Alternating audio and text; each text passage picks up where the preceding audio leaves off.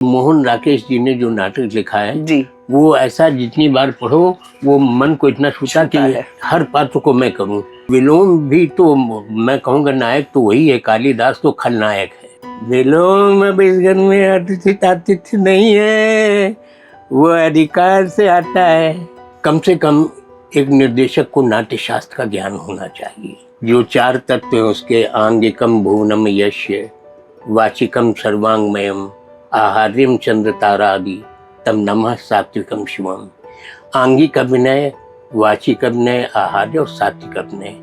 अब आंगिक अभिनय में भी 3 भाग हैं, अंग, प्रत्यंग और उपंग। क्या इनके भी कई भाग हैं जी। तो इन चीजों का क्या है कि हम हर अंगों का हमें प्रयोग करना है। इन उंगलियों के भी प्रयोग होते हैं। वहां से निकल के मैं बार बार खिया गया, मैंने मूछें ऊँचे कटाई और सारी किया, तब से आज तक मूछें नहीं रखी। मंच पर बहुचि चरण वर्मा जी स्वयं मंच पर आए और मंच पर कहा कि मेरे इस उपन्यास पे 3 बार फिल्में बन चुकी हैं और आज मैंने अपने उपन्यास को सजीव होते हुए देखा है। इसके निर्देशक बीज गुप्त ने जिसका रोल किया है, इसके निर्देशक को मैं सम्मानित करना चाहता हूँ। फूल कहने के वो फूल कहते हैं, आप मैक्सिमम नाम देखें फूल और कहते हैं करीब आ जाओ। अरे करीब नहीं, करीब है, गरीब नहीं गरीब है। तो उच्चारण इतने खराब हैं लोगों के कि मैं समझता हूँ कि उनको तो ऐसे को नाटक नहीं करने चाहिए, उनको मार मार के सिखाना चाहिए। जो पागल हो गया था उसका अंदर का रंगमंच वो उभर के आ जाता है और वहीं उठ करके वो खड़ा हो। जो पागल चल नहीं पा रहा था, कर नहीं पा रहा था, वो एकदम से अकड़ के खड़ा हो जाता है। वो कहता है दूर हटो। मैं कहता हूँ दूर हटो। दया दिखाने के लिए ये सब प्रार्थनाएं बेकार हैं। दया दिखाने के लिए सीजर किसी से प्रार्थना नहीं करता, और कोई प्रार्थना करने आए तो सीजर उस पर दया नहीं करता। सीजर अटल है, ध्रुव तारे की तरह। आकाश में लाखों अंगारे चमक रहे हैं, हर अंगारा दहक रहा है, पर अपने स्थान पर अडिग रहने वाला एक ही तारा है, ध्रुव तारा। मैं हूं अप्पा बेलवरकर, नट सम्राट। चलाओ कटारे, चलाओ कटारे, चलाओ कटारे, चलाओ कटारे, चलाओ।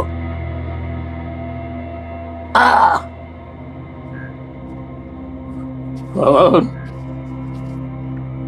सीजर तुम भी?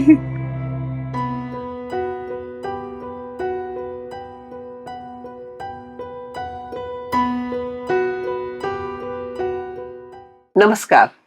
किताबी नुक्कड़ के आज के इस पॉडकास्ट में हम आपका तारुफ करा रहे हैं कानपुर के प्रसिद्ध रंगकर्मी श्री राधेश्याम दीक्षित जी का।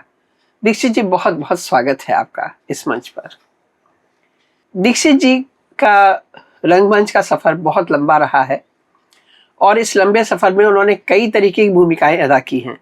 उन्होंने नाटक लिखे हैं, नाटकों का निर्देशन किया है, भूमिकाएं अदा की हैं, लोगों को नाटक करना सिखाया है और इसी दौरान उन्होंने अनेक सम्मान अर्जित किए हैं और इस सब से कानपुर का चिरपरिचित चेहरा बन गए हैं। उनकी पहचान सिर्फ कानपुर तक ही सीमित नहीं है, बल्कि कानपुर से बाहर देश के दूर दराज के क्षेत्रों में भी उन्होंने अपनी पहचान बनाई है। जहाँ तक मैं समझती हूँ दीक्षित जी, आपने सबसे पहले 1948 में एक नाटक किया था। जी बिल्कुल सही कहा। और आज भी आप सक्रिय हैं। तो मेरा सबसे पहला प्रश्न आपसे ये है कि 1948 में जब आपने नाटक किया था, उस बालक के लिए रंगमंच का क्या अर्थ था और आज के इस मंझे हुए कलाकार के लिए रंगमंच का क्या अर्थ है? नहीं, देखिए क्या था कि रंगमंच क्या रामलीलाएं होती थी पहले। जी जी। और नौटंकी होती थी, लेकिन हमारे पिताजी हर साल नौटंकी कराते थे, ये रामलीला कराते थे। तो हमारे सामने प्लाट खाली था, वहाँ रामलीला होती थी। तो उसके जो करता धरता थे, जिस दिन राजगद्दी होती थी तो वो उस दिन मुझे और मेरे बड़े भाई को उसमें ऑब्लाइज करने के लिए भरत और शत्रुघ्न बना देते थे और राजगद्दी पे बैठा देते थे। तो लोग आते थे, आरती उतारते थे, मिठाई खिलाते थे, बड़ा अच्छा लगता था और पैर भी छूते थे। तो लगता है ये चीज़ तो बहुत अच्छी चीज़ है, इसको करना चाहिए।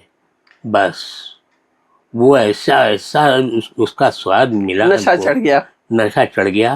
फिर मैं उनकी मंडली में भर्ती हो गया। क्या बात है। और वो करीब 1 साल 1.5 साल उनकी उसमें रहा। पहले तो मैं लक्ष्मण का अभिनय करता रहा।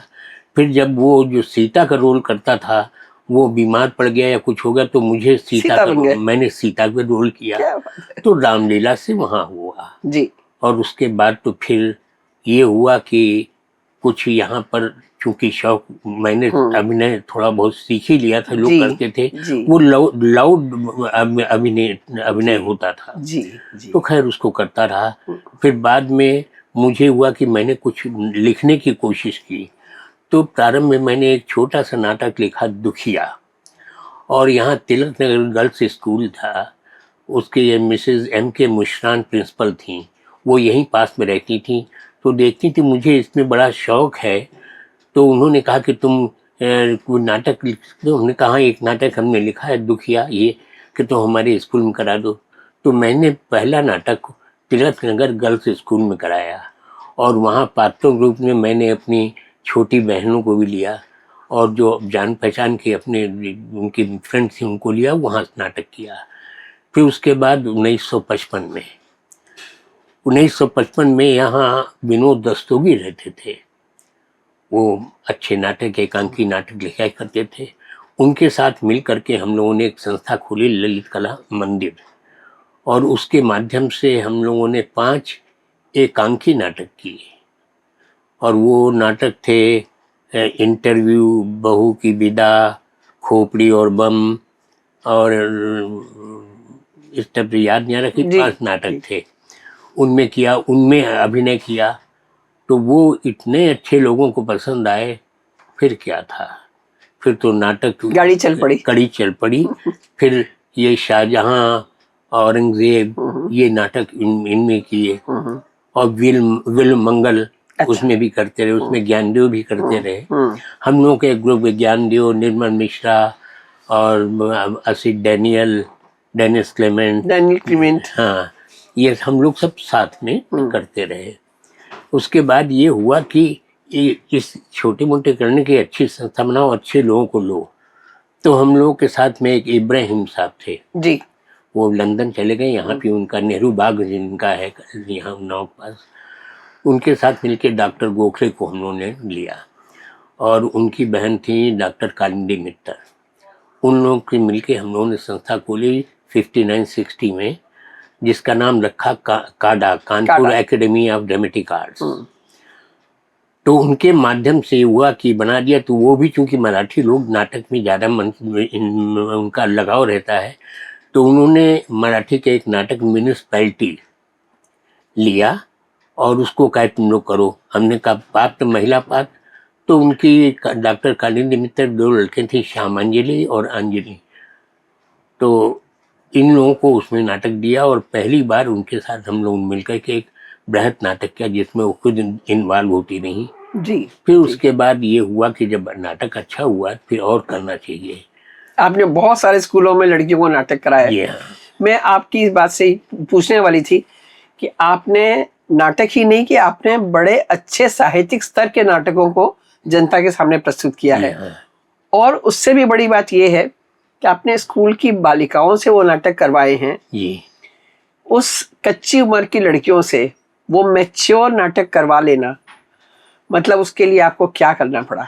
मैं जानता था कि ये बच्चे हैं, इनको नहीं समझ होती उस समय, वो नहीं होती है। लेकिन मैं जानता हूँ इन जो करने आई हैं, जिनको छांटा गया, जो अपने स्वयं इसमें आई हैं, उनमें लगाव है। तो मैं उनके साथ मेहनत जी जान करता था। कैसे बोलना तो मैं खुद करके बताता था जी। और करके बताने के बाद उनसे कराता था।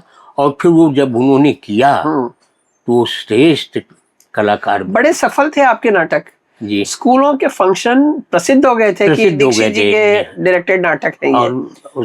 और बहुत अच्छे लेवल के। मुझे याद है कि अभी किसी से कहें कि स्कूल के बच्चों से आषाढ़ का एक दिन करवा दिया गया, कोई मानेगा नहीं। आषाढ़ का एक दिन पढ़ना समझना बहुत वयस्कों के बस का नहीं है। आपने बच्चों से करवा लिया और सक्सेसफुली करा लिया। बहुत अच्छा किया आप आषाढ़ के एक दिन की जब बात करते हैं, किस पात्र से आपको ऐसा लगता है कि आप अपने आप को जोड़ कर देखते हैं या जो आपको फैसिनेट करता है? नहीं, देखिए क्या है, उसका हर कलाकार जो है, कि मोहन राकेश जी ने जो नाटक लिखा है जी वो ऐसा जितनी बार पढ़ो वो मन को इतना छूता कि है। हर पात्र को मैं करूं।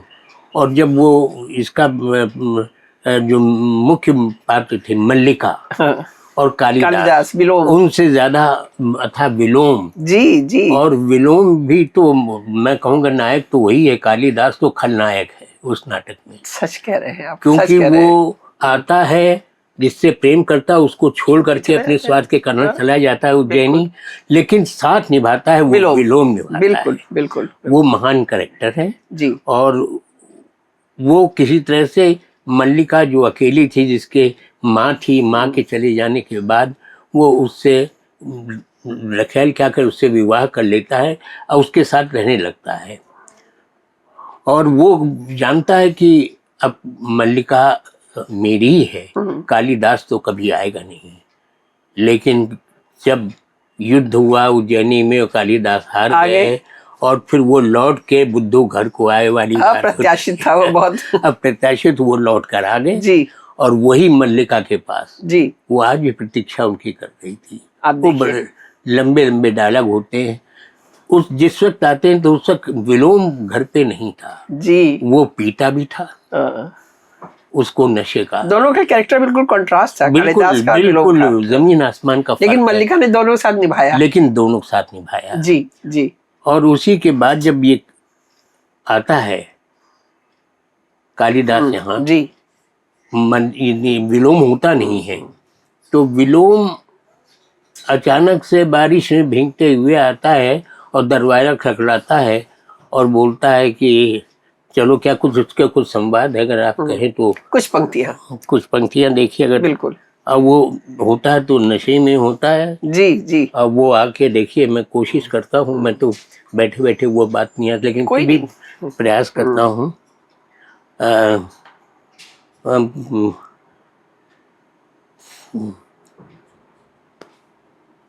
दरवाजा खोलो, पहले आए तो द्वार बंद, लौट कर गए तो फिसल गए, आज का दिन ही कुछ ऐसा है।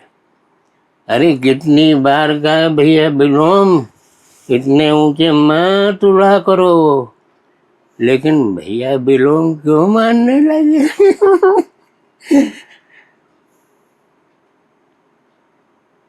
आज का दिन ही कुछ ऐसा है, न जाने इन आंखों को क्या हो गया है। कभी कभी अपरिचित आकृतियां भी परिचित जान पड़ती हैं और कभी कभी परिचित आकृतियां भी परिचित नहीं लगती। हाँ, क्यों भैया, तुम मुझे पहचानते हो? स्वर भी परिचित और शब्द भी। हाँ, कितनी अप्रत्याशित बात है। पहले तब भी तुमसे यही भेंट हुई थी और आज भी यही हुई है। आओ, गले नहीं मिलोगे? मेरा शरीर मैला है इसलिए या मुझी से घृणा है? कोई बात नहीं। मल्लिका, तुमने कालिदास का आतिथ्य नहीं किया। वर्षों के अनंतर जो एक आतिथ्य है उसका आतिथ्य तो होना चाहिए। जानती हो, कालिदास को इस प्रदेश, ग्राम प्रदेश से, हरिण शावकों से बड़ा मोह है। हे कालिदास, एक हरिण शावक इस घर में भी है। तुमने मल्लिका की बच्ची को देखा? अष्टावक कहता है कि उसको उसकी शक्ल विलोम से मिलती है या मल्लिका से। चला जाऊं इस प्रदेश से या ग्रांड प्रांतर से? विलोम अब इस घर में आतिथ्य नहीं है, वो अधिकार से आता है। अरे मल्लिका, तुम वहां स्तंभित से क्यों खड़ी हो? हाँ, वर्षों के अनंतर एक अतिथि आया है, उसका स्वागत करो। हाँ। फिर कहते हो चला जाऊं? चला जाता हूँ। देखना मल्लिका, आतिथ्य में कोई कमी ना रहे। अच्छा कालिदास, विलोम अब यहाँ अधिकार से आता है। तुम कहते हो तो चला जाता हूँ। अच्छा कालिदास। वो दृश्य बिल्कुल आंखों के सामने सजीव हो गया। बहुत खूब, बहुत खूब। नाटक लिखा भी बहुत अच्छा गया था और उसका जब भी मंचन हुआ हमेशा उसकी तारीफ हुई, और आपने जो स्कूल में कराया था उसकी भी बहुत तारीफ हुई थी, और अभी तो आपने बिल्कुल सजीव कर दिया कैरेक्टर को। अब जैसा कि आपने देखा, आपने साहित्यिक नाटकों को, साहित्य को बहुत रखा है ऊपर, तो साहित्य को जनमानस तक पहुंचाने का काम थिएटर का है, ठीक है।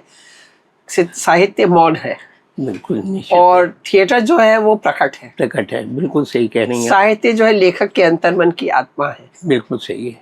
उसको बाह्य में प्रकाशित करना, ये मौन का प्रकट में रूपांतरण कितना कठिन है।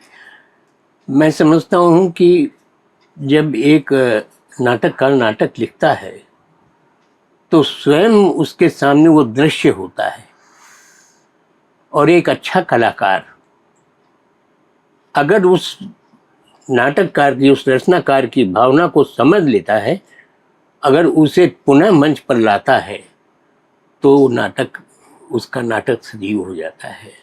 यही यही मैं कहता हूँ साहित्य की विशेषता है कि जो लिखा गया है, जिस लेखक ने लिखा है, उसकी रचना को साकार करे। जी, आपने जैसे बताया कि लेखन को सजीव करना, अब उस लेखन को सजीव करने में किसकी भूमिका सबसे ज्यादा है? निर्देशक की, कलाकार की खुद की, या जो पैराफेरेनालिया है उसकी? नहीं, ऐसा है, देखिए क्या है, निर्देशक ऐसे नहीं बन पाता जी, बिना गहन अध्ययन किए हुए। बिल्कुल। क्योंकि निर्देशक को, आज तो बहुत से निर्देशक हो गए, एक नाटक किया और एक्टर बन गए, निर्देशक बन गए। जी जी। कम से कम एक निर्देशक को नाट्य शास्त्र का ज्ञान होना चाहिए। नाट्य शास्त्र में कहा भी गया है कि जो चार, उसके पांचवा वेद तो है ही, जी, कि जो चार तत्व हैं उसके, आंगिकम भुवनम यश्य, वाचिकम सर्वांगमयम, आहार्यम चंद्र तारादि, तम नमः सात्विकम शिवम। आंगिक अभिनय, वाचिक अभिनय, आहार्य और सात्विक अभिनय। अब आंगिक अभिनय में भी तीन भाग हैं, अंग, प्रत्यंग और उपंग। क्या? इनके भी कई भाग हैं। जी। तो इन चीज़ों का क्या है कि हम हर अंगों का हमें प्रयोग करना है। इन उंगलियों के भी प्रयोग होते हैं, इनके इतने प्रयोग हैं कि इन उंगलियों के माध्यम से हम किसी शहर का नाम, गांव का नाम, देश का नाम, हर चीज बता सकते हैं। जी। आप कहेंगे कैसे बता सकते हैं? इन उंगलियों से। तो एक छोटा सा उदाहरण है। जी, बिल्कुल। छोटा सा उदाहरण ये है, आप टीवी पे समाचार देखते हैं जी। तो एक गूंगे बहरों की न्यूज आती है, जी, जो जी। उसको करती उंगलियों से ही सारी चीज बताती जी, है। बिल्कुल बिल्कुल, है ना? बिल्कुल। तो ये हमारी अभिनय के सारे, हमारे अंग, प्रत्यंग और उपंग जो हैं, ये इन सब का अगर ज्ञान निर्देशक को है, तब वो एक नाटक अच्छी तरह से निर्देशन कर पाएगा और अपने अभिनेता को समझा पाएगा। और अभिनेता को भी इन चीजों का ज्ञान होना चाहिए, जो निर्देशक बता रहा है उसके भाव को समझे। आज का होता क्या है, एक एक्टर को दे दिया गया कि तुम ये पढ़ो, जैसे फिल्म में दे दिया, तुम्हारा ये रोल है, अपना रोल याद कर लो और डायलॉग कैमरे के सामने बोल दो। 2 बार 3 बार बोला और नहीं ठीक हुआ, कट करके दोबारा फिर बोल दिया। लेकिन रंगमंच में तो महीनों रिहर्सल, पूरा अभ्यास करना पड़ता है। बिल्कुल। और फिर उसको बोलना पड़ता है, उसकी बात ही अलग है।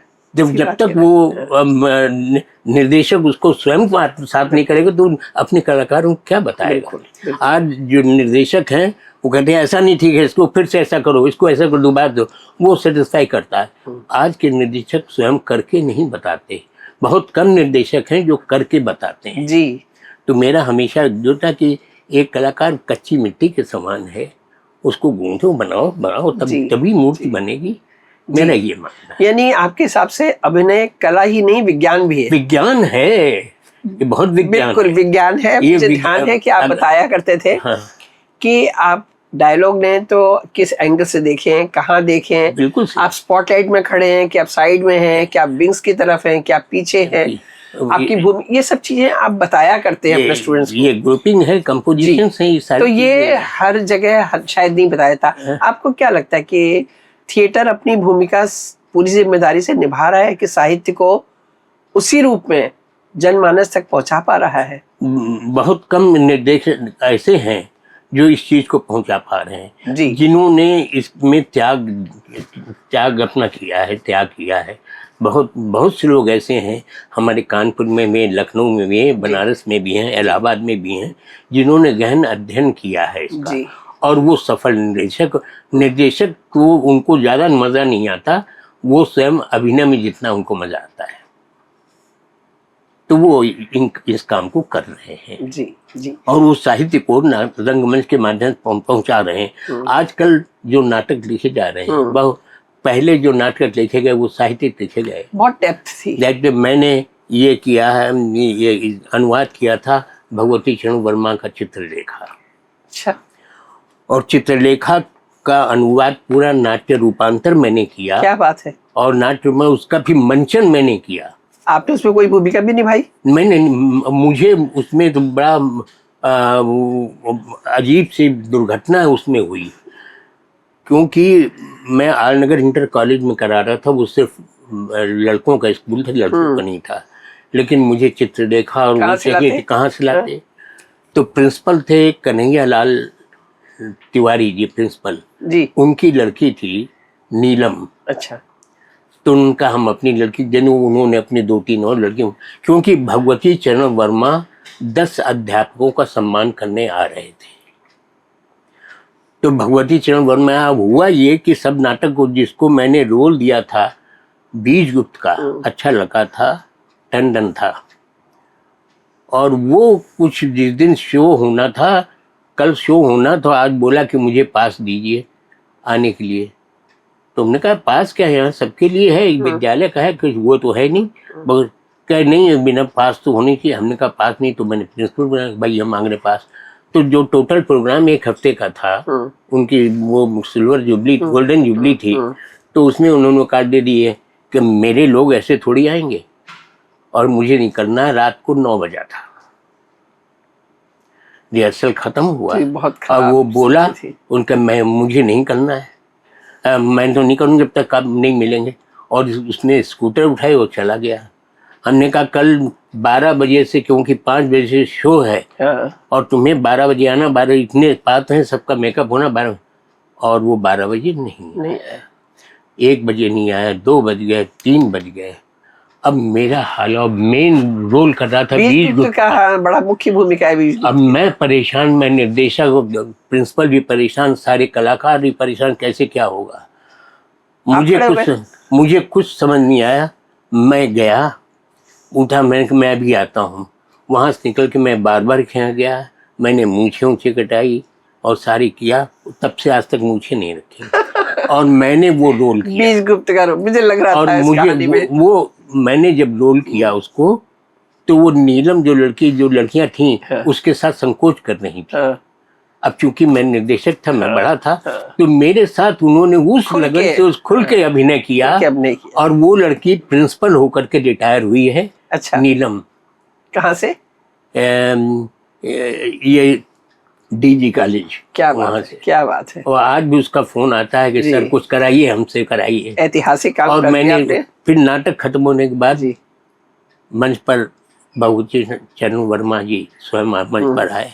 उन्होंने 10 अध्यापकों का सम्मान किया और मंच पर कहा कि मेरे इस उपन्यास पे 3 बार फिल्में बन चुकी हैं, और आज मैंने अपने उपन्यास को सजीव होते हुए देखा है। क्या बात है। और वो फिल्म भी वैसी नहीं बन पाई जो ये नाटक हुआ है। इससे अच्छा पुरस्कार क्या होगा, बताइए। और उन्होंने कहा कि आज मैं इसके निर्देशक, जिस बीजगुप्त ने जिसका रोल किया है, इसके निर्देशक को मैं सम्मानित करना चाहता हूँ, और मुझे भगवती चरण वर्मा ने सम्मानित किया। कितनी खुशी की बात है।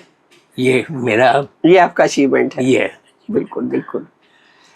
अब जैसे जब आप नाटक करते हैं तो कई बार ऐसा होता है कि जैसे आपका एक शुतुरमुर्ग नाटक है, उसकी बात करते हैं, राजनीतिक व्यंग लिखना बहुत आसान है, हाँ। उसको प्रस्तुत करना उतना ही कठिन है।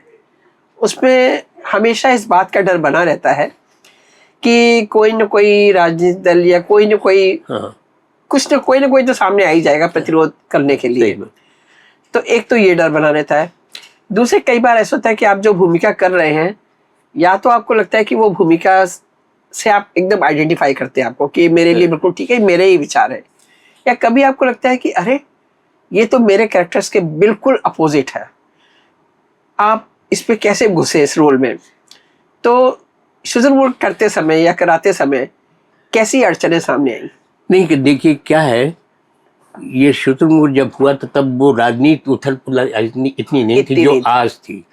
तो उसमें सारे व्यंग किए जो लोग जो देखने आए, मैंने लखनऊ में भी किया। अमृत लाल नागर जी स्वयं उसको देख रहे थे। अच्छा। उसके जज भी थे और उन्होंने उस नाटक को पुरस्कार भी पुरस्कृत किया भी। और तब ना कहीं कोई हलचल हुई, ना कोई विपक्ष, क्योंकि कांग्रेस सत्ता में थी, कोई दूसरी पार्टियां थी नहीं, और कोई पार्टी जो ऊपर नहीं थी, वो थी। तो इसमें कोई चीज नहीं, और लोगों ने बहुत उसे सराहा और बहुत अच्छा जी पसंद किया गया। तो आपको कोई प्रतिरोध नहीं, कोई अंतर्विरोध नहीं? कोई अंतर्विरोध नहीं, कुछ नहीं हुआ।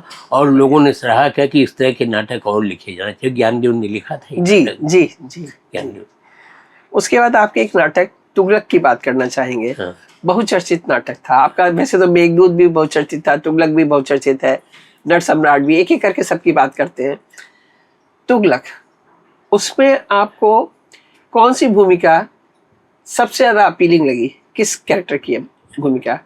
नहीं, भूमिका देखिए क्या, जो मुख्य भूमिकाएं होती हैं वो तो मेन है ही, लेकिन उसमें उसके साथ एक उनका जो दर्शक से बन करके आता है जी, जो दर्शक से बन करके तुगलक के करीब पहुंचता है जी, बाद में जो वही किस तरह से ऊपर पहुंचता है और किस तरह से तुगलक को वो पास पहुंच के मान रहे थे, लेकिन तुगलक खुद उसे मार करता है। वो अल्टीमेटली जो एकदम से पहुंचा है ऊपर, वो किस तरह से नीचे आ जाता है, वाकई में कुछ पंक्तियां, कुछ नहीं है, वो नाटक की शुरुआत की कुछ पंक्तियां कोई दिल्ली में किया था उसको जी, और उसको एनएसडी के लोग देखने आए थे।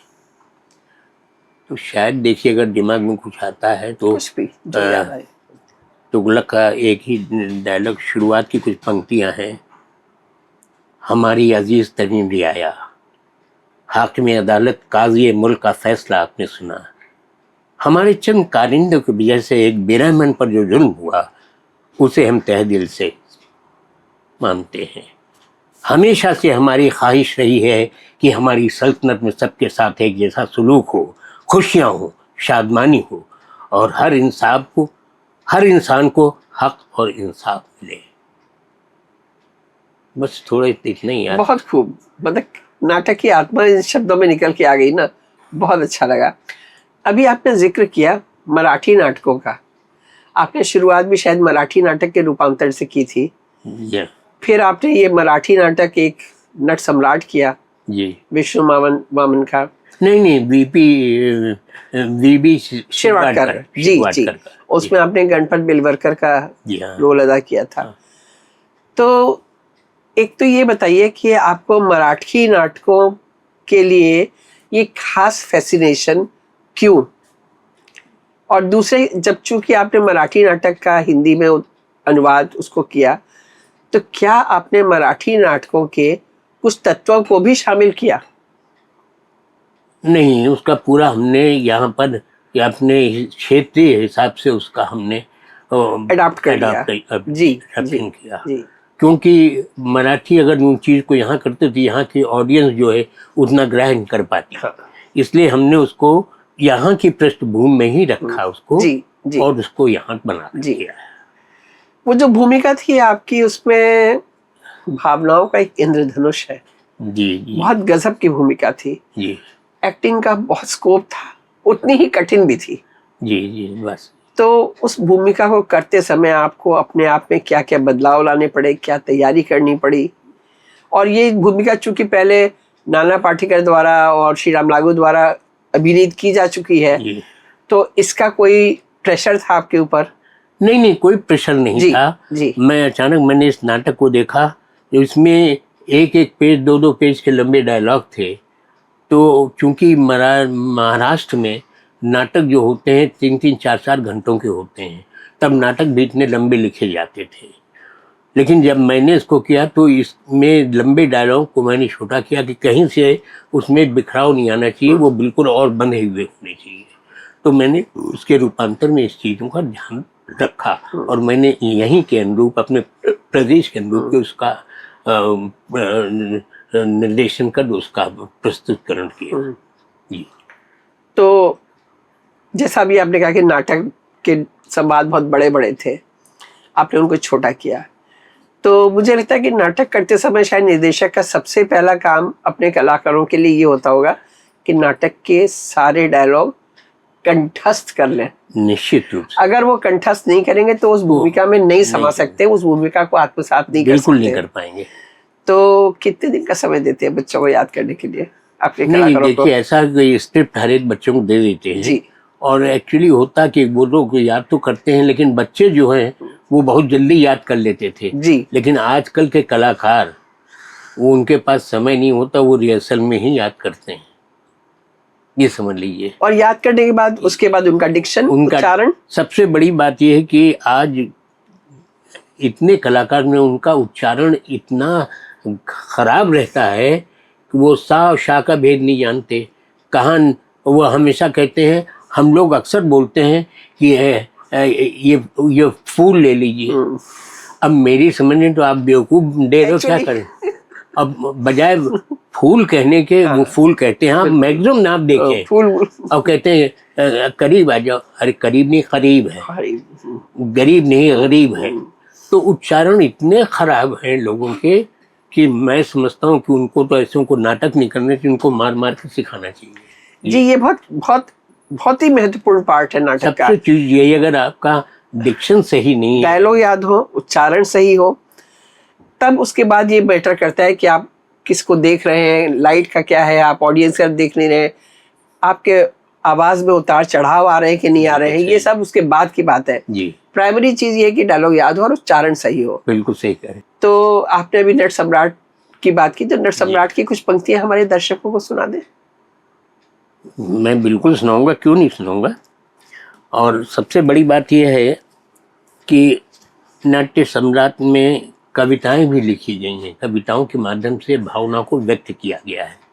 मैं उसका संवाद भी सुना दूंगा जी। अभी। और वो कविता में जो भाव उसने प्रकट किए हैं लेखक ने नट सम्राट के रूप में, होता ये है कि जिस बाप ने अपनी सारी चीज़ें, अपनी दौलत, अपने बच्चों को, अपने बेटे और बेटी को दे दी, वही बेटा उनसे कहता है कि अप्पा, हम जानते हैं कि आप बूढ़े हो गए हैं, पुत्र होने के नाते मैं अपने उसको जानता हूँ, लेकिन आपको अधिकार नहीं है कि आप अपने कीचड़ सने पैनों से हमारे कमरे को गंदा करें।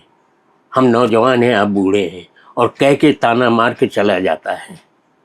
अब वो बुजुर्ग बाप, दिल में लग जाती है बात, उसके दिल में लग जाती, वो तिल मिलाता है, उसके दिमाग में बार बार यही बात घूमती है, हम नौजवान हैं, आप बूढ़े हैं, हम नौजवान हैं, बूढ़े हैं, आपको कोई हक नहीं है। और आपको कोई, जैसा वो सोचता कि हम नौजवान हैं, बूढ़े हैं, तो वो चीख उठता है, हाँ हाँ हाँ, तुम नौजवान हो, यानी कर सकते हो संभोग मनुष्य की मादा से, पर नौजवान है कौवे, नौजवान है गीध, नौजवान है रास्ते के सुअर और नरक के सूक्ष्म कीड़े भी, जो मैथुन करते हैं अपनी मादाओं से और कीड़ों की जाति बढ़ाकर मर जाते हैं कीड़ों की तरह। इस देह भोग के अंधी दलदल से उठकर खड़ा है एक व्यक्ति, हम सबका बाप, जिसने चीर डाला अपना शरीर और आकाश पर अपना रक्त छिड़कते हुए चिल्ला उठा, कोई है? दिशाएं बोल उठी, मैं हूं, मैं हूं, मैं हूं। इस आश्वासन का सोम रस पीकर सूरज के चक्के पर काटा उसने एक नया विश्व, जिसमें बंदर बन गए मनुष्य, अक्षरों से शब्द, स्वरों से संगीत, और इस पार्श्विक जीवन की चट्टान पर बन गया एक सुंदर विशाल देवालय। अरे इस बाप को बेशक भूल जाओ, पर उस पिता को भुलाया तो पहाड़ों की दरारों में दुबक कर बैठे गीद तुम्हें नोच डालेंगे। तुम्हें ही नहीं, सारी मानव जाति को, सारी मानव जाति। क्या बात है, पूरा नाटक का जैसे सारा सार समझ के आ गया इस डायलॉग में। सोच रहे हैं कि जब एक डायलॉग सुन के इतना प्रभावित हो सकते हैं, पूरा नाटक दर्शकों को कितना प्रभावित करता होगा। अब पहले जब नाटक किए जाते थे तो नाटक में ज़्यादा से ज़्यादा प्रॉप्स, सेट, ड्रेस, थोड़ा म्यूजिक, थोड़ा लाइट, ये सब होते थे। आज थिएटर में बहुत बदलाव आ गया है। ये हम बहुत बदलाव आ गया, टेक्निकल पार्ट बहुत ज़्यादा हावी हो गया है और उसका बहुत ज़्यादा प्रयोग हो रहा है। बिल्कुल सही कह रहे हैं। तो इसके बारे में आप क्या कहना चाहेंगे? मैं कहता हूँ कि वो रंगमंच हमारा जो मूल है वो अपनी दिग से हटता चला जा रहा है। वो रंगमंच वो नहीं है। हम अपना लेते हैं, एलईडी लगा लिया, जो चाहे दृश्य दिखा दिया, कर दिया। लेकिन तब दृश्य बनाए जाते थे। मैंने जब चित्रलेखा किया था जी, तो उस समय एक आर्ट डायरेक्टर सेट बनाया होगा आपने? वो पूरा सेट बनाया। एक तरफ बनाया था राजमहल, क्योंकि ओपन में किया था, एक तरफ बनाया, और एक तरफ बनाई थी कुमारगिरी की कुटिया जी, जिसमें फूल और सारे थे जी, और बेल लटक रही थी। तो इतना सुंदर दृश्य, ऐसा लगता था कि हम उसी वातावरण में पहुंचे हैं। आज तो आपने सब लिया, वो दिखा दिया, स्क्रीन पे दिखा दिया, एलईडी पे, मतलब वो दिखा दिया, स्क्रीन पर नहीं, इसमें सब दिखा दिया जी। तो वो थिएटर में वो बात नहीं रह गई जो लोग करते थे। सिर्फ हम तो कहते हैं कि कोई सेट नहीं, आप वो सेट ना लगाएं, ऐसे ही ब्लू करें। पहले लोग तो पर्दे लगते थे, पर्दे में सीन दिखाई देते थे, एक पर्दा, दूसरा जंगल का पर्दा, ये महल का पर्दा, ये सब होता है। ये तो फर्क तो पड़ गया। बिल्कुल ये बहुत अब इसको क्या कहा जाए, अच्छा है कि बुरा है, पर तकनीकी प्रयोग बहुत तेजी से बढ़ा है, बहुत तेजी बढ़ा और है। अभी हमने 2 साल पहले एक नाटक देखा था, उसमें दिखाया था कि नाटक, ट्रेन आ रही है, ट्रेन आके रुकती है और उसमें से लोग उतरते हैं। तो बकायदा भारतेंदु नाट्य अकादमी में देखा था, उसमें ट्रेन आती है, उसमें से उतरते हैं। हम अगर तकनीकी दृष्टिकोण से देखें तो ये तो दिखा देना चाहिए, स्क्रीन है, सीधी दैट वाज मच इजियर। हमने यही चीज आप कह रही हैं, ट्रेन वाली बात, हमने एक प्रयोग किया था जी, विद्या मंदिर में ही, और एक हमने नाटक लिखा था रेल का डिब्बा। अच्छा। और उसमें लिखा कि हमने क्या किया था, उसमें ये मधुमिता वगैरह ये सब लोग थी, तो एक ट्रेन का डिब्बा दिखा दिया, खिड़की पीछे दिखा दी, आगे खुला दिखाया। हम सीट में बैठे हुए यात्री सभी ने, हमने कहा तुम लोगों को बस हिलना डुलना जब ट्रेन चले, बस ये करना टूटना। लेकिन अब कैसे मालूम कि पड़े ट्रेन चल रही है? तो हमने क्या किया, तो जो आवाज कैसे? नहीं कुछ नहीं, वो तो साउंड ट्रैक हमने, मतलब टेप रिकॉर्डर था, उससे कर लिया था। पीछे हमने बल्ब, छोटे बल्बों की झालर लगा दी, जो यही बल्ब जो होते हैं इनकी झालर लगा दी, और जो रनिंग झालर होती है ना, वो रनिंग चल रही जी। तो हमने वो लाइट वाले से कहा कि जब ये हम ट्रेन का हम इफेक्ट देंगे चलने का, तो वो लाइट को, मतलब वो रनिंग लाइट लगा देना जी। तो पीछे रनिंग लाइट चल रही तो ऐसा लग रहा कि डिब्बे चलने वो तो गिर रहे थे। तब ये प्रयोग किया करते थे। नहीं, पर उसमें जो कला थी वो उसकी बात ही अलग थी। वो बात अलग थी। आज तो उतनी मेहनत नहीं करते थे लोग, मेहनत करते थे। उसी नाटक से हम लोगों ने उस पीर गुलाम को, जो लाइटमैन हो गया था, आज प्रदेश में हर जगह उसका नाम है, वो कहीं पे नौकरी करता था, लाइट देता था। उसके मालिक ने उसको गाली दी, तो उन्होंने कहा तुम यहाँ काम नहीं करोगे, हम तुम्हें लाइट का दिखाएंगे। हम लोगों ने उसको लाइट सिखाई, और धीमे धीमे होते होते हमने कहा कहीं भी कोई नाटक होगा तुम्हें आर्डर के, मेरे पास लाइट नहीं है, तो एक से कुछ लाइट, 2-4 लाइट लगवा के उसको दिए। हर जगह जहाँ पे नाटक होता था उसको ऑर्डर देते थे। धीमे धीमे उसने अपना दुकान खोल दी और इतना बड़ा लाइटमैन हो गया कि आज यूपी में क्या और बाहर भी उसका नाम पीर गुलाम है। He is no more now. आज भी वो जब तक रहा वो एहसान मानता रहा कि आप लोगों के कारण हम इतना हुआ है। आपने इतने साल रंगमंच में काम किया, बहुत सारे सम्मान पाए, उसकी कोई गिनती नहीं है, दिख भी रहे हैं हमको, और उसकी हम गिनती नहीं करेंगे अभी। अब आप मुझे ये बताएं कि अब आप अपने आगे आने वाली पीढ़ी के लिए क्या कुछ संदेश देना चाहेंगे कि उन्हें क्या करना चाहिए रंगमंच को बचाए रखने के लिए, उसकी मर्यादा को बचाए रखने के लिए, उसका मान और स्तर बचाए रखने के लिए वे क्या करें? सच बात तो ये है कि आज रंगमंच बहुत ही महंगा हो गया है। कम से कम कानपुर की मैं बात कर रहा हूँ जी। कभी हम नाटक करते थे तो हाल मिल जाया करते थे, ऐसे ही बाल निकुंज में रिहर्सल करते थे तो फ्री मिल जाता था। मेडिकल कॉलेज में करते थे तो 500 रुपये में मिल जाता था। मर्चेंट चैम्बर 300 रुपये में मिल जाता था। आज स्थिति ये हो गई है कि मर्चेंट चैम्बर का किराया 40,000 हो गया है, और उसी रागेंद्र स्वरूप का इतना, मेडिकल कॉलेज का 1 लाख हो गया। नाटक के कोई टिकट खरीदता नहीं। लोगों को कार्ड बांटो, वो भी छपवाओ, उसमें पैसा खर्च करो और रिक्वेस्ट करो कि प्लीज आ जाइएगा। बिल्कुल। तो ऐसे नाटक करने का, नाटक का भविष्य जो है, मैं समझता हूँ जब तक ये हमारी सरकार अपने ऐसे सस्ते ऑडिटोरियम ना बनवाए तब तक नाटक की प्रगति होना अब मुझे यहाँ नहीं लगता है कि हो पाएगी। लखनऊ में इसलिए बराबर हो रहे हैं क्योंकि वहाँ संगीत नाटक एकेडमी है जी, सांस्कृतिक विभाग है जी, और सारे नेता वहीं पे हैं। मैं कहने वाली थी बात कि लखनऊ में नाटकों की संख्या सारे बहुत है। बराबर हो रहे हैं। लोग 1-1 महीने के करते हैं, कहानियों के 1-1 महीने कहानियां करते हैं। संगम ने जैसे भी 50 कहानियां की, हमसे कहता है संगम भी है साहब में, हमने कहा एक दिन आ जाए भैया, कैसे आ जाए, क्या है। तो वहां पर उन लोग ग्रांट भी ले लेते हैं। यहाँ 1 पैसा कुछ नहीं है, भाग करके अपनी जेब से खर्च करो। मैंने एक नाटक किया रक्त अभिषेक भक्त इनका, डीपी सिन्हा का। जी जी। मैंने उनसे कहा, डीपी सिन्हा हमारे अच्छे मित्रों में से हैं, हम उम्र ही हैं हमारे। अच्छा।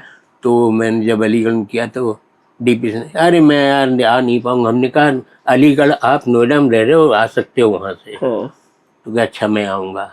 और डीपी सिन्हा आए, वहाँ मिले और हम लोग एक अरसे बाद उनसे मुलाकात हुई। उनका रक्त अभिषेक नाटक किया, लेकिन उस नाटक को करने में मैं उजड़ के रह गया। अच्छा। इतना पैसा खर्च हुआ, कोई 1 पैसा देता नहीं, लेकिन एक आत्म संतोष हुआ। उसके बाद ये हुआ भी, हमने प्रेम दीवानी मीरा किया। ये कब की बात है? अलीगढ़ की। हाँ। अलीगढ़ की मैं समझता हूँ 2019 की है। उसके बाद 2018 में भी किया। 2020 में जब कोरोना आया तो उस समय हमने किया मीरा। अच्छा। तो मीरा एक साहब ने स्पॉन्सर किया। ओके।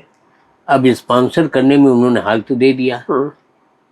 हमने उसका बृहद मुहूर्त किया, लोगों को अच्छा किया और सारी चीज ली, और क्या पैसा दे दे जब हम दे देंगे, बाद में दे देंगे। आखिरी में रागेंद्र स्वरूप में किया हमने जब, तो वहाँ पर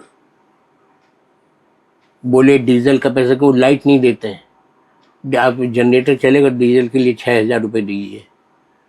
3,000 रुपये हमने दिए। हमने कहा चला लो भैया, लाइट जब शुरू करेंगे तो जो लाइट लगा रहे हैं तो हम एडजस्ट कैसे करेंगे, लाइट नहीं दे रहे हैं। वो हमने पैसा दिया लखनऊ से, उसको मनोज को बुलाया था, मैं का फिर 3-4 आदमी लोग आए थे, उनको हमने पैसा दिया और दे देंगे।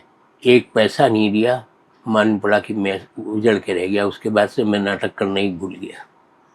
ये जाती है, जबकि कानपुर में तो रईसों की कमी नहीं है। कमी नहीं, लेकिन सवाल ये है कि अब यहाँ पर एक आदमी कितना दे देगा जी। ऑडिटोरियम का पैसा कहाँ से लाएंगे जी। पहले मैं भाग दौड़ कर कहीं विज्ञापन ले लेता था, लोगों से मांग लेता था, लोग दे देते थे। अब मैं 90 साल का हो गया हूँ। 1935 मई में मेरा कंप्लीट हो गया 90। और मैं अब भी कर रहा हूँ, हिम्मत कर रहा हूँ करने की, और जहाँ कहीं होता तो मैं करता हूँ। अभी मैंने भी एक नाटक लिखा है, कूड़े पे भी लिखा है, और लिखने का प्रयास करता हूँ। लेकिन लोग कहते हैं करो, कैसे करें आप, हमारे सामने मैं सब कुछ कर लूँगा, पैसे का इंतजाम कर दो आप, बाकी मैं कर लूँगा। जी जी, ये है जी। आपको कहिए तो नट सम्राट का एक अंतिम डायलॉग आपको। जी जी, अवश्य अवश्य। वो अवश्य। अंतिम संवाद है उसका वो होता है कि जब सारे बच्चों को मालूम होता है कि ये हमारे पिताजी हैं। पिताजी हैं, नौकर के माध्यम से हाँ। मिलता है कि ये पागल हो गए हैं, इनके नाम से जो हाल बना हुआ है, ये वहीं अपने हाल के सामने अपना जूठन खा रहे हैं, पढ़ रहे हैं, तो सारा परिवार इनको लेने के लिए पहुंचता है। और जब वो पहुंचता है कि अप्पा आप चलिए, घर चलिए चलिए, तो वो अपना फटे हाल में कहते हैं कि कहाँ जाएं, क्या करें, क्या उतनी समझ में आता उनके। तो वो सब कहते हैं, सब उनको पकड़ते हैं, दूर हटाते हैं। तो वो आदमी, उसका रंगमंच फिर उभर के चला आता है। जो पागल हो गया था उसका अंदर का रंगमंच वो उभर के आ जाता है, और वहीं उठ करके वो खड़ा हो, जो पागल चल नहीं पा रहा था, कर नहीं पा रहा था, वो एकदम से अकड़ के खड़ा हो जाता है। वो कहता है दूर हटो। मैं कहता हूँ दूर हटो, दया दिखाने के लिए ये सब प्रार्थनाएं बेकार हैं। दया दिखाने के लिए सीजर किसी से प्रार्थना नहीं करता, और कोई प्रार्थना करने आए तो सीजर उस पर दया नहीं करता। सीजर अटल है, ध्रुव तारे की तरह। आकाश में लाखों अंगारे चमक रहे हैं, हर अंगारा दहक रहा है, पर अपने स्थान पर अडिग रहने वाला एक ही तारा है, ध्रुव तारा। वो मैं हूं। मैं हूं जूलियस सीजर, मैं हूं ओथेलो, मैं हूं हैमलेट, मैं हूं अप्पा बेलबर का नट सम्राट। सब महापुरुष मेरी देह के शामियाने में समाये हुए हैं, और महापुरुषों के सीने कातिलों की कटार के लिए स्थायी आवाहन है, चिरंतन आवाहन। वो देखो, कातिलों ने अपनी कटारें निकाल ली हैं मुझे, इस जूलियस सीजर को मारने के लिए। चलाओ कटारे, चलाओ कटारे, चलाओ कटारे, चलाओ कटारे, चलाओ।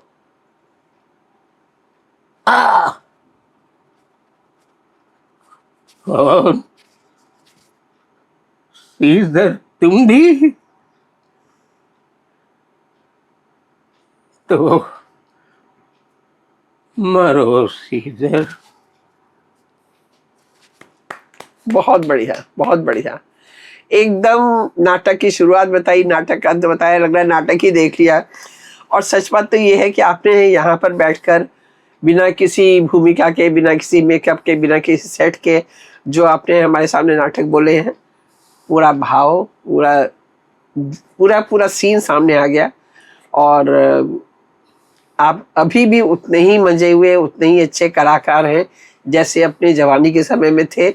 ईश्वर आपकी ये शक्ति बनाए रखे, और आप अपनी युवा पीढ़ी को कुछ कुछ जरूर निर्देश देते रहें, और तैयार करें और लोगों को जो इस जगह को, ये इस टाइप के काम को इसके साथ न्याय कर सके। मैं भी यही प्रयास कर रहा हूँ कि रंगमंच के लिए मैं नए लोगों को सिर्फ ये अभिनय करना नहीं सिखाता हूँ कि आप एक्टिंग करो।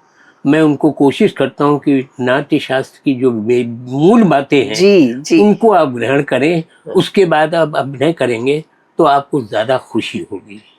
तो मैं पहला उपदेश जब बताता हूँ तो लोगों को ये चीज़ें अंग उपंग प्रत्यंग के बारे में बताता हूँ कि इनका उपयोग कैसे करना चाहिए।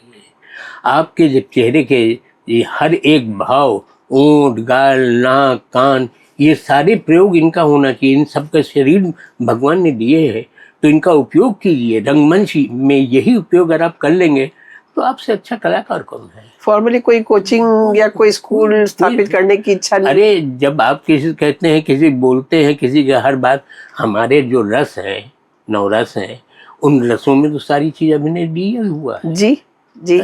उनको आप करिए आराम से, हर चीज को समझिए कि कैसे कैसे कौन से रस हैं, क्या आते हैं। अब उनके भाव को समझाने वाला होना चाहिए, तो मैं कोशिश करता हूँ उन भावों को समझाने की। कभी कोई वर्कशॉप कंडक्ट करिए बच्चों मैंने के लिए? हाँ कई बार किया है, मैंने वर्कशॉप किए हैं जी। मैंने 3-4 वर्कशॉप किए हैं और उन बच्चों को सिखाए हैं। और कुछ बच्चे जो हैं, एक तो क्या नाम है उसका, वो आज चैनल में वो एंकर है, वो न्यूज़ पढ़ती है। अच्छा। और एक थी यहाँ मामडन, रिजवाना, वो हैदराबाद में न्यूज़ पढ़ रही है। जी। इससे बहुत। और एक थी प्रोफेसर यहाँ जागना मैनेजमेंट इंस्टीट्यूट में, वो थी सिख, उससे मैंने मल्लिका का रोल कराया था। पंजाबी बोली हूँ, लेकिन उसने ऐसी एक एक चीज़ को नोट करती थी, उसने इतना अच्छा किया था अभिनय। वो अल्टीमेटली यहाँ से बम्बई गई, वो फिल्मों में कर रही है, और पंजाबी होने के साथ हिंदी फिल्मों में करी, पंजाबी फिल्मों में भी कर रही, खूब नाम कर रही है। कितनी खुशी की बात है। अरे मुझे बहुत अच्छा लगता है आप जब अपने शिष्यों को आगे बढ़ते हुए देखते हैं। अरे मुझे बहुत खुशी होती है। वो आज भी फोन करते हैं जी। वहाँ से। एक आपके समय अच्छे एक अंजना भट्टाचार्य थी, अच्छा, इतना अच्छा गाती थी वो सादा जी। उसको किया, उसको राजीव गांधी और कमलापति त्रिपाठी ने पुरस्कृत भी किया, मैं उसको ले गया था। अच्छा, उसने गाना तो खुशी तो होती। आज वो बहुत बड़ी गायिका, उसको फिल्म में भी ऑफर मिल गया था। अच्छा। लेकिन तब तक उसकी शादी हो गई और वो चली गई बाहर, लेकिन फोन आता है, बात होती रहती है। आपसे बातचीत करना तो बहुत अच्छा लग रहा है, बहुत कुछ सुनने को सीखने को मिल रहा है, बहुत सारी नई बातें जानने को मिल रही हैं। जी तो कर रहा है बातचीत चलती रहे और हम ऐसे ही बैठे रहें, लेकिन शायद हमें यहाँ पर इस वार्ता को विराम देना होगा। आपकी दीर्घायु की शुभकामना, और आप खूब सारे नए कीर्तिमान तैयार करें, नए लोग तैयार करें जो आपकी इस मशाल को आगे ले जाए। धन्यवाद आपका। धन्यवाद, बहुत बहुत धन्यवाद आपका।